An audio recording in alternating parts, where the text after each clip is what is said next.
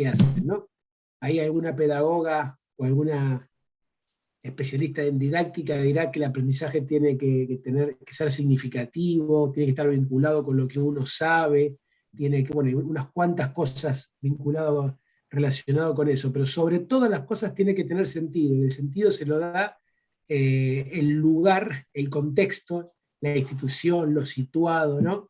El aquí y Obvio. ahora de esta clase, ese sentido profundo de todo acto de enseñanza y después del acto de aprendizaje también, por supuesto. Yo disfruto mucho del acto de aprendizaje, siempre me gustó mucho.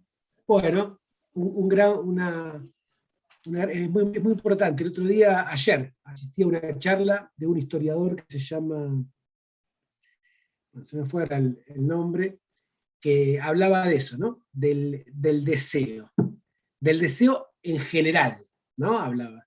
Y cómo a veces ese deseo es captado por el sistema capitalista y solo se materializa en el deseo de mayor consumo, ¿no? Entonces parece que no hay deseo en querer conocer. Aún querer conocer sin tener una utilidad concreta. No es que quiero conocer porque yo necesito viajar. Quiero conocer, a eso me refería yo, quiero conocer porque voy a dar una clase de historia. Quiero conocer porque me sirve para un examen, para conseguir un trabajo. No, tengo el deseo de conocer.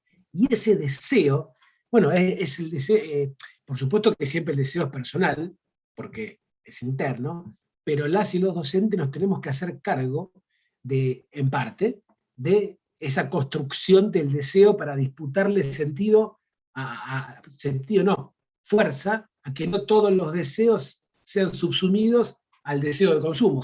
Porque si la escuela, la universidad no invita a otro tipo de deseos, ¿quién va a invitar a otro tipo de deseos? Así que era interesante la charla, me hiciste recordar con esto del deseo, es importantísimo. Bueno. Bueno, acá estamos, me parece. Siendo las 15:08, no está Julio. Esperen que le mando un mensajecito y si no, charlamos.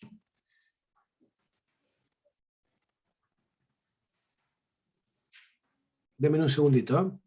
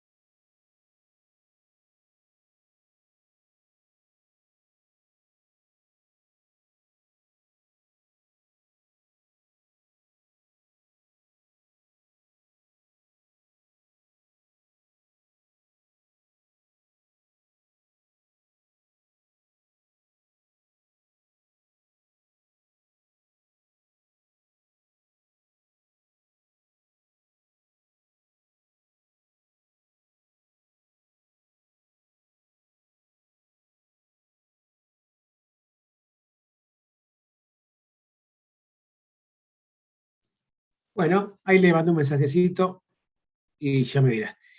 Bien, dudas, comentarios con respecto, entonces ya retomo lo que decía Celina con respecto al trabajo práctico sobre el presupuesto, comentarios, dudas. Yo ahora yo lo estuve hojeando un poquito, ahora les hago 2 o 3 comentarios, pero los escucho ustedes. A mí me pareció, buenas tardes a todos, a mí me pareció el trabajo que de alguna manera me veía influenciada por cosas, ¿no?, que se fueron dando en ese momento, o sea, o ajustes que se fueron dando, entonces de alguna manera como que me vi influenciada en eso, ¿no? En esta, por ejemplo, en la actividad que decía, en la parte que decía, de dónde sacaría y de dónde pondría como para equiparar, ¿no? Eso. Entonces me veía como influenciada en algo como que pasó, ¿no? Decía, en mi interior decía, bueno, no sé, esto del impuesto a la riqueza, de alguna manera que pasó. Como que me veía influenciada por eso, digo, bueno, es algo que pasó y que yo lo podría llegar a aplicar, ¿no? Me pasó como eso, como pensar en situaciones reales, concretas que pasaron como para poder implementarlas también o llevarlas adelante en ese ejercicio. Claro, o juzgar políticas públicas. Hola Julio, buenas tardes, ahí te Buenas veo. tardes. ¿Qué tal? ¿Cómo estás? Estamos ahí comentando un poquito el trabajo práctico de presupuesto y ahí ya comenzás con el tema de Sí, hoy, que es el dinero y la política me monetaria. demoré un poquito en la clase de Cristian, por eso. Ay, sí, recién te escribí, no hay problema, era para saber cómo me organizaba. Claro. Bueno, totalmente. Luca, ¿no? Dice Luca ahí. Me llamo Erika, pero Lucas es mi hijo. Quedó el Ah, Zoom grabado el nombre del Zoom anterior. me imaginé, pero no quería. Digo, por ahí es un nombre que no conozco. Y digo, será Luca. Perfecto. ¿Cuál es tu nombre? Erika. Erika. Bueno, totalmente, ¿no? Ahí cuando esa pregunta, esa segunda pregunta, la primera es una pregunta técnica. ¿Hay déficit o hay superávit? Algunos respondieron, bueno, hay superávit, sí, hay déficit, sí, pero ahí le estábamos preguntando que lean el presupuesto y nos digan si hay déficit o superávit. Había que hacer una cuenta, había que fijarse cuántos recursos tenemos o presupuestábamos tener para el 2019, cuánto se planificaba gastar, restar.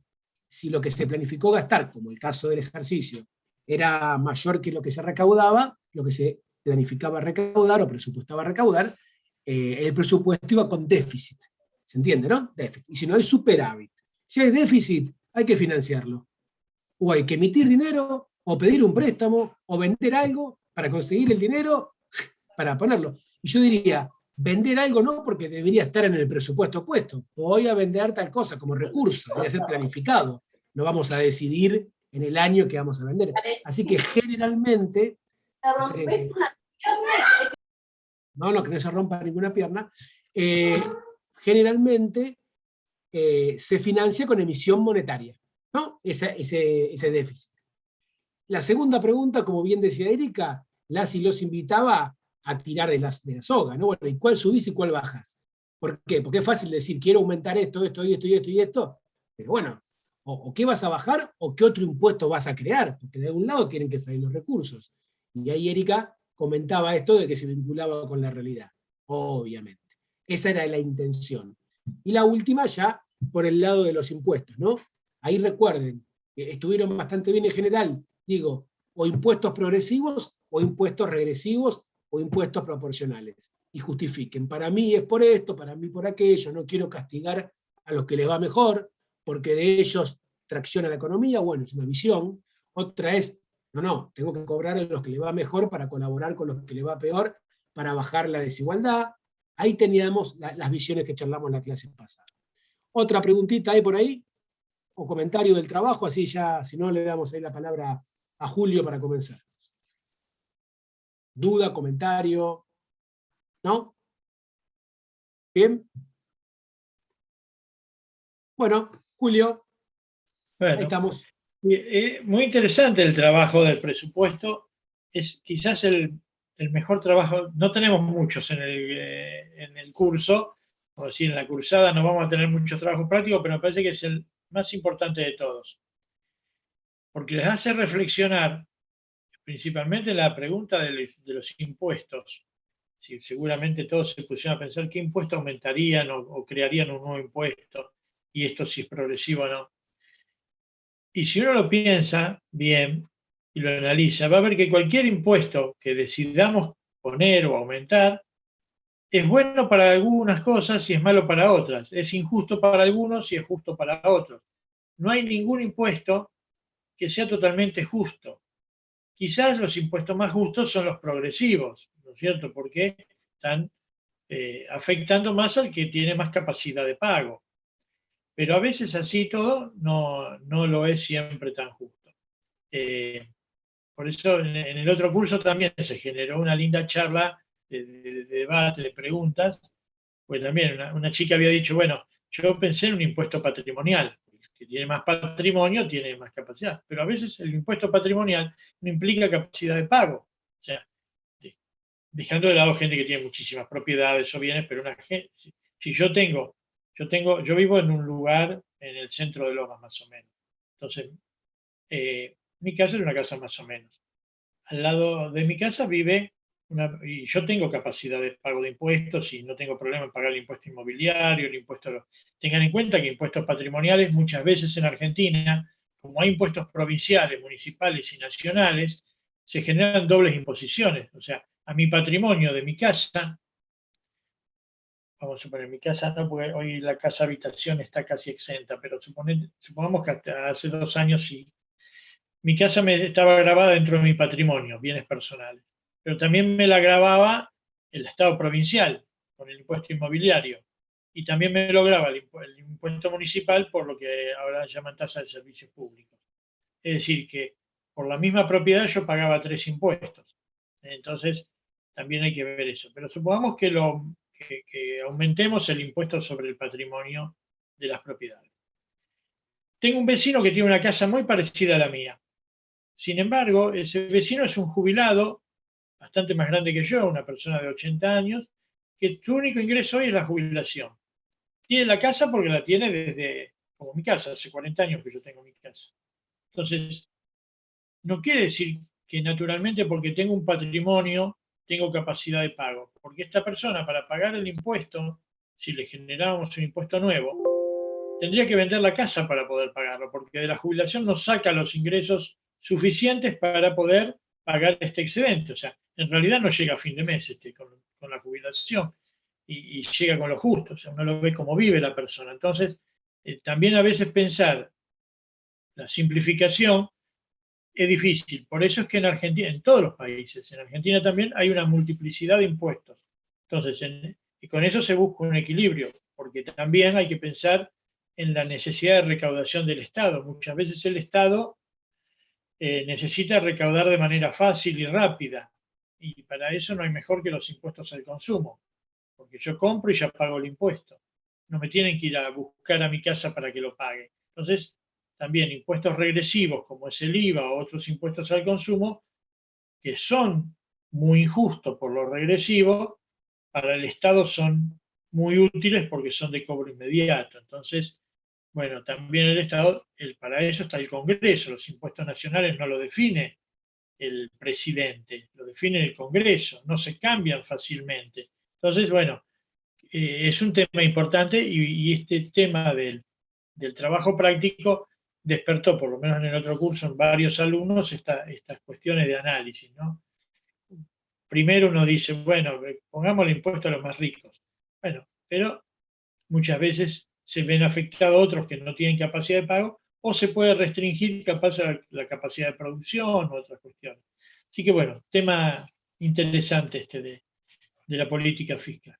Debe ser que porque soy contador también me interesa el tema impositivo y eso, pero siempre fue uno de los temas más lindos para ver.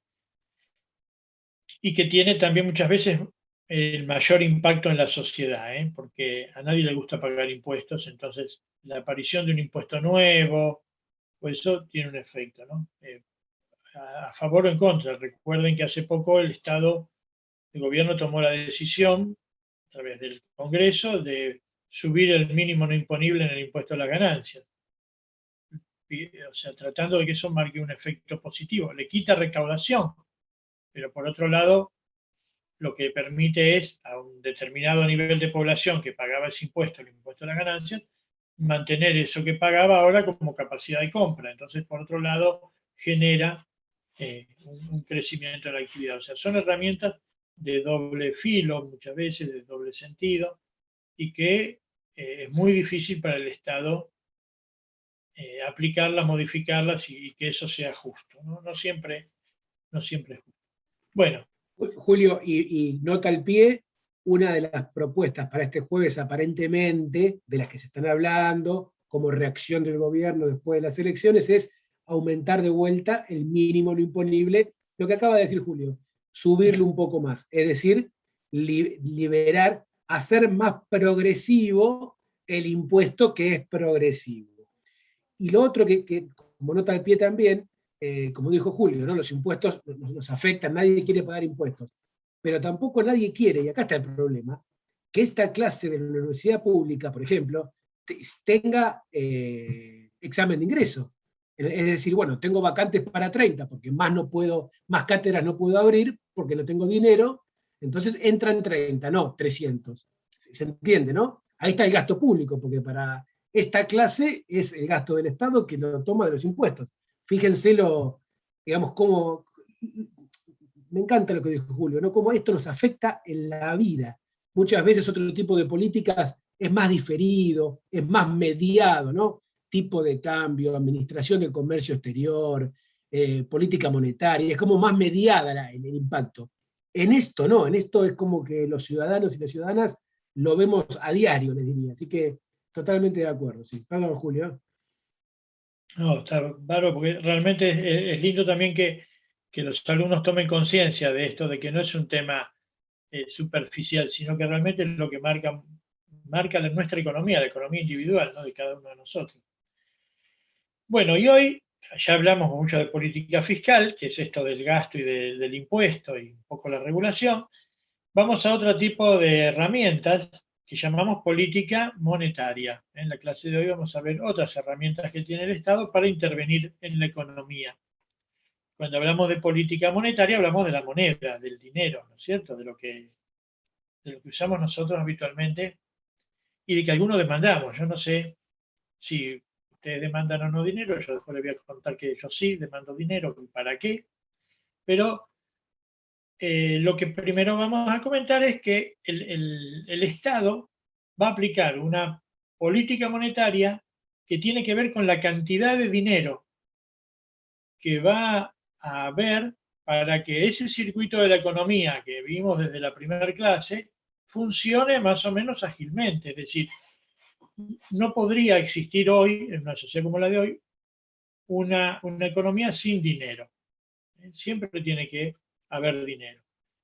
Pero también el dinero tiene que ser un bien escaso, limitado, porque si fuera un bien ilimitado no tendría valor en sí mismo. Por lo tanto, el dinero tiene valor porque es escaso. Tiene valor por otros motivos, ¿no es cierto? Porque sirve como medio de cambio, porque es divisible. Bueno, después en la clase, cuando lean y escuchen la clase, ahí van a tener un poquito más de explicaciones de lo que es el dinero. Pero básicamente el dinero sirve para que este circuito de la economía funcione, para comprar cosas, para pagar sueldos, para pagar renta, para todo eso. Y el Estado debe controlar esa cantidad de dinero, que es la base monetaria, la oferta monetaria, la cantidad de dinero que hay circulando, que hay dando vuelta. Tanto dinero, cuando hablo de dinero físico, que es el que tenemos en el bolsillo, o dinero bancario, o el dinero que se crea en forma indirecta a través de los bancos, del crédito. Entonces, todo eso tiene que estar controlado, porque si no estaría controlado, sería muy difícil que el dinero sirva para las funciones que después vamos a ver que tiene. Entonces, ahí el Estado debe definir, el gobierno, quien gobierna debe definir cuál es su política monetaria, es decir, de acuerdo a la situación de la economía, el gobierno puede definir una política monetaria expansiva, es decir, tratar de que haya mayor cantidad de dinero en ese circuito para que la gente reciba más fácil dinero y lo pueda gastar y comprar bienes, las empresas puedan crecer y generar más ingresos, mayor renta, es decir, una política más expansiva, lo que en muchos casos esa política más expansiva lleva a que se genere o haya más dinero del necesario para que la productividad del país funcione. O sea, vieron en una clase el tema del Producto Bruto Interno, es decir, lo que se comercializa, se produce, se gasta dentro del país. Bueno, el dinero tiene que servir para eso. Si hay más, seguramente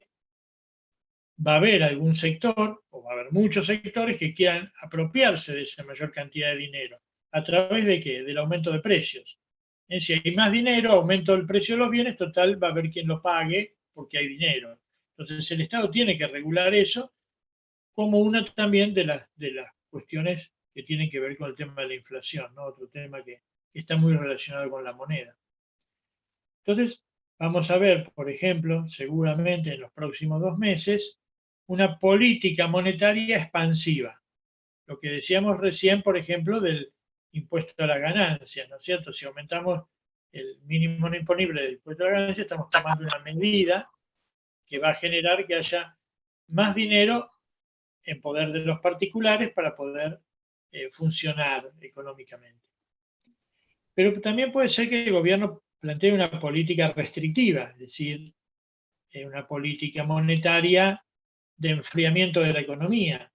Muchas veces este auge, este crecimiento que hay en la economía de mayor demanda, porque hay más dinero, porque el Estado da más subsidios, porque funcionó muy bien la economía, entonces viene creciendo, y no es sostenida con producción, lo que va a generar es inflación. Entonces puede ser que el gobierno diga, no, vamos a aplicar una política monetaria restrictiva, de enfriamiento. Si no vamos a permitir aumentos, vamos con algunas herramientas a sacar dinero de la economía a través de el encaje bancario o efectivo mínimo, a través de la tasa de interés interbancaria, a través de otras herramientas de toma de dinero del mercado. Es decir, el Estado va a tratar de controlar la base monetaria.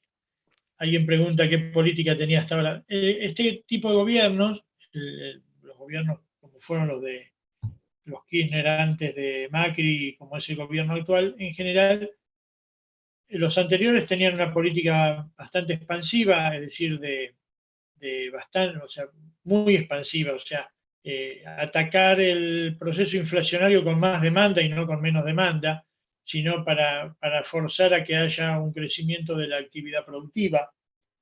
El gobierno después de Macri tuvo una política un poquito más restrictiva, además de enfriamiento de la economía, trató de no emitir, de buscar de tener una baja emisión de dinero, de tener un mayor control de la base monetaria a través de esa política de enfriamiento. Y ahora el gobierno de Fernández tiene un criterio moderado, vamos a decir, de expansión, pero moderado.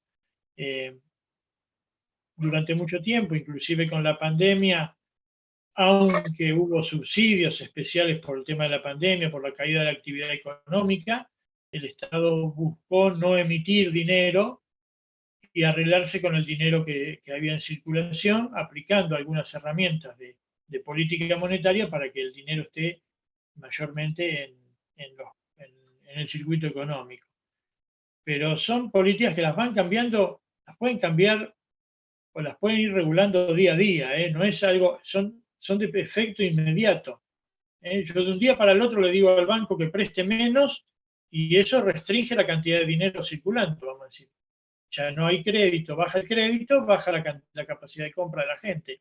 Entonces, es inmediato. Yo decido, al contrario, no sé, bajar la tasa de interés y la gente va a pedir préstamo, por lo tanto va a haber más actividad económica, va a haber más plata. Son toda la aplicación, por eso la clase de hoy tiene que ver con esto, con la política monetaria. Ahora, para entender la política monetaria, primero tendríamos que hablar un poquitito del dinero, de para qué sirve el dinero. ¿Qué es el dinero? Lo sabemos todos, son estos papelitos que a veces tenemos y a veces no tenemos, pero existen. Es invisible, pero existe. Yo cobro mi sueldo invisible, que me lo depositan en la caja de ahorro del Banco Patagonia, que tengo por la facultad.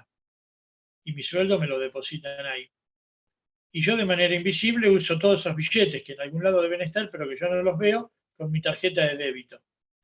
Y es más, hoy los estoy usando con otra manera invisible, que es las aplicaciones del celular. Ahora voy a cargar Nasta YPF y uso la aplicación del celular, siempre y cuando tenga plata en otro lado, ¿no? Porque uso vinculado a la tarjeta de débito, por lo tanto tengo que tener dinero. Es decir, en realidad el dinero hoy puede ser físico o puede ser electrónico, es decir, o sea, en estos medios digitales, en la tarjeta de débito, aplicaciones, Mercado Pago, pero siempre es dinero. Ahora bien, ¿para qué sirve el dinero? ¿O para qué demandamos dinero? Yo no sé para qué demandan dinero ustedes. Capaz no lo quieren el dinero. Y no estamos en una clase presencial, si no les diré que si no lo quieren me lo dejan y listo, ¿no? A mí me sirve. No es que estoy vivo atrás del dinero, pero si yo no tengo dinero no puedo pagar mis gastos. Entonces yo tengo que gastar primero para pagar los impuestos. Segundo, para comer. tercero para vestirme, cuarto para los gastos de mi vivienda, después para el mantenimiento del auto, pero después para otras cosas como que quiero hacer un viaje de una semanita, porque ya esto del encierro ya me tiene medio, entonces estoy programando unos días de paseo que no los voy a ver, la semana del 8 de octubre, del 10 al 17, creo que sí que esa semana no voy a estar en los esteros de Liberá y eso me cuesta pesos. Y sin plata no lo puedo hacer. Por lo tanto, yo demando dinero para eso, para mis gastos, para comprar las cosas que necesito. Pero también demando dinero, ahora no tanto, porque ya tengo, si ustedes me están viendo, ya tengo 65 años, ya no es que tengo o sea, ya ahora gasto más que ahorro. Antes ahorraba y trataba de gastar lo menos posible para ir haciéndome una base de dinero que me permita cambiar un auto, irme de vacaciones o comprar una casa. Desde que empecé a trabajar, cuando tenía 17 años, mi objetivo fue ganar dinero para pagar mis gastos y que me sobre algo, que muchas veces lo logré y otras no, que me sobre algo para ahorrar. Y después eso fue haciendo crecer mi patrimonio. Primero pude ahorrar y después de unos años me compré una casa, o me construí una casa de a poco, después de eso pude hace poco comprarme un departamento, entonces tengo un departamento que me da renta, y eso en base a qué? A haber ahorrado, quiere decir que yo demandaba dinero, no solamente para pagar mis gastos, sino para ahorro. Después ahora voy a contar algo del ahorro, pero en principio era así. Hoy ya no demando tanto para ahorro más que para de corto plazo. Sí, lógicamente que el excedente que tengo de dinero lo guardo y después capaz me lo gasto en cambiar el auto o alguna otra cosa. Bien. Ahora, yo no sé si ustedes demandan para lo mismo o para otra cosa, si el dinero les sirve para otra cosa. El dinero en Argentina no siempre sirvió para tanto, por culpa de la inflación. Muchas veces la inflación hace que el poder adquisitivo de la moneda vaya cayendo, es decir, el dinero que cobro y que me sirve para comprar tal cosa, dentro de un mes capaz no me alcanza, por lo tanto va perdiendo poder adquisitivo. Eso hace que muchas veces el dinero no tenga o no pueda funcionar, o mejor dicho, no pueda tener o mantener sus funciones de forma razonable. Ahora vamos a hablar de las funciones, pero no siempre funcionó tan bien. Si en algún momento capaz el dinero servía para empapelar una pared porque no servía para otra cosa. Época de hiperinflación, donde la gente no quería ver un peso. Lo recibía y lo gastaba inmediatamente porque perdía tanto poder adquisitivo el dinero de forma tan rápida que guardar dinero, como hacemos hoy, yo cobro el sueldo y no lo gasto el primer día, me lo guardo y voy gastando durante el mes y si me sobra lo ahorro y si no me sobra mala suerte, pero en esa época no. Entonces, después ya vamos a tener una clase hablando bien del tema inflación, hiperinflación y todo eso, pero tengan presente que está muy atado estas funciones del dinero con el tema de la inflación. Vamos a hablar de las funciones. Como dije recién, la primera función es que me sirva para comprar, es decir, es el medio que sirve para el intercambio. No entenderíamos hoy, por lo menos hoy, en el esquema económico que vive el mundo, una economía sin dinero. Uno puede pensar en el trueque, no hay dinero y la economía funciona. Nunca funciona. Es muy difícil cambiar una cosa por otra del mismo precio, o del mismo valor, mejor dicho, más que precio. Entonces, muchas veces esos bienes que se quieren intercambiar no son fraccionables, por lo tanto, bueno, qué sé yo, ¿qué quiero comprar? Quiero comprar un pullover. Y la otra persona que tiene para darme, no sé, ¿qué le puedo dar yo para compensar lo del pullover? Ella me da el pullover, yo le doy y yo hago pasta flora, yo hago tortas. Y bueno, ¿cuántas tortas vale este pullover? 3 tortas. Bueno, te cambio 3 tortas. Ahora, si yo quiero cambiar, si yo en vez de eso yo fabrico o tengo, no sé, sillas. ¿Cuántas sillas vale un pullover? Y un cuarto de silla. Y bueno, te doy la pata hoy por la silla.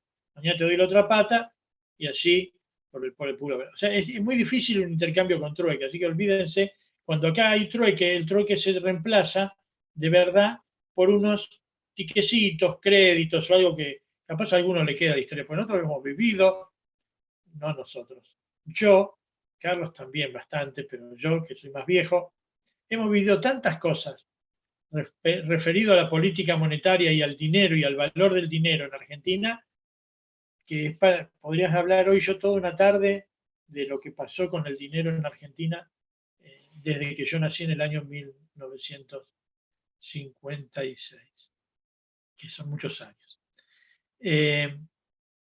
Bien, alguien vivió lo del trueque, pero vieron que en el trueque hay unos créditos, o sea, yo llevo esto para vender, me dan un equivalente a papelitos y después cambio 3 papelitos, 4 a 1. Bueno, existió eso. Existió en Argentina también otra moneda que funcionó de moneda pero que no era moneda. Los patacones, el LECOP, eran títulos emitidos por el gobierno provincial, los patacones por el nacional, los LECOP, que la gente los usó como plata, como dinero, pero en realidad no eran títulos del Estado, títulos públicos, daban un interés, eran como un bono del Estado. No era dinero de curso legal, pero se usó por la escasez que había de dinero en ese momento.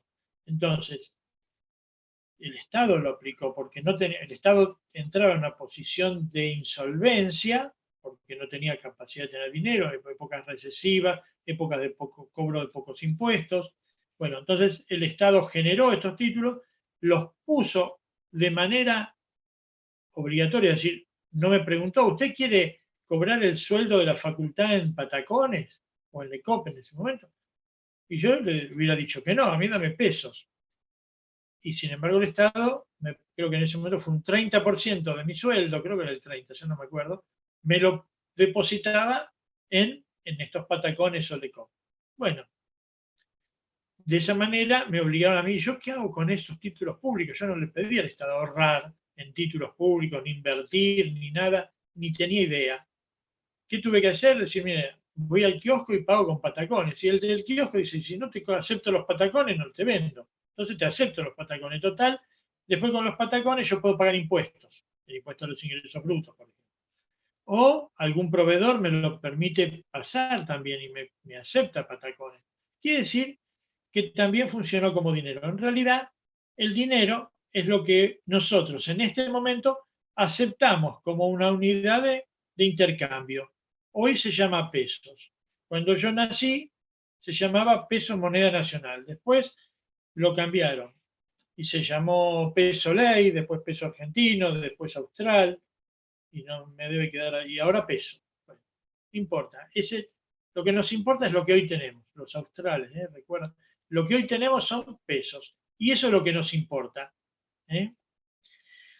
Bien, bueno, todo eso yo lo hemos vivido, Carlos también, eso todavía, lo de los patacones lo vivió, lo otro más viejo no, pero eso sí.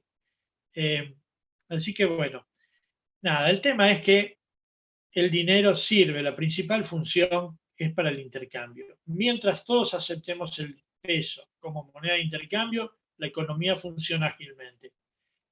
O sea, está bien que la inflación perjudique un poco, pero básicamente hoy tenemos una moneda que es aceptada por todos. Si yo voy a cualquier lugar puedo pagar con pesos o con el peso electrónico, sería con la tarjeta de débito. Nadie, salvo en algunas operaciones muy particulares, no me van a aceptar los pesos, que podría llegar a ser quizás alguien que vende una propiedad y dice, mire, a mí me paga con dólares.